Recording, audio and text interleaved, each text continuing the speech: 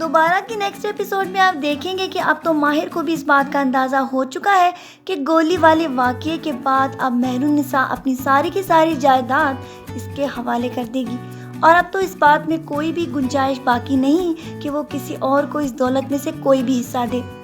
لیکن ابھی تک مہرالنساء کو اس بات کا معلوم ہی نہیں کہ ماہر اس سے ذرا بھی سنسیئر نہیں۔ ابھی تک اس کے دل و دماغ میں صرف یہی بات ہے کہ وہ اچانک اس کی دولت حاصل کرنے کے بعد اسے اپنا اصلی چہرہ دکھا دے،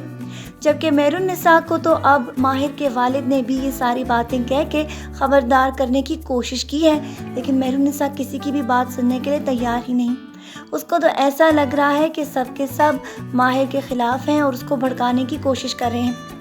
لیکن اس کے والد کو صحیح طریقے سے اس بات کا اندازہ ہو چکا ہے کہ ماہر مہرالنساء کے ساتھ بالکل بھی سنسیئر نہیں، اور دولت حاصل کرنے کا جو خواب اس نے دیکھا تھا اب وہ مہرالنساء کی شکل میں اس کو صاف نظر آ رہا ہے۔ جبکہ دوسری طرف مہرالنساء کے بچے اور ضمیر یہ سب اسی بات کے اوپر تیار ہو چکے ہیں کہ وہ کسی بھی قیمت پر ماہر کو دولت کا حقدار بننے کے لیے اجازت نہیں دیں گے۔ اسی لیے نیکسٹ ایپیسوڈز میں آپ بہت ساری سازشیں اور جنگ کا ماحول اس گھر میں دیکھنے والے ہیں،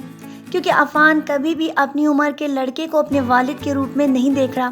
اور ساتھ ساتھ وہ یہ بھی اندازہ کر رہا ہے کہ ضمیر بالکل صحیح کہہ رہا ہے، ساری کی ساری دولت ان کی ماں اسی کے نام کر دے گی، اور یہ بات ان سب کے لیے ناقابل برداشت ہے۔ اسی لیے ان لوگوں کی سازشوں کا جال اب ماہر کے گرد بھی گھومنے والا ہے، اور وہ یہ ہر ممکن کوشش کریں گے کہ اس کو کسی نہ کسی طریقے سے راستے سے ہٹا کر اپنا مقصد حاصل کر سکے۔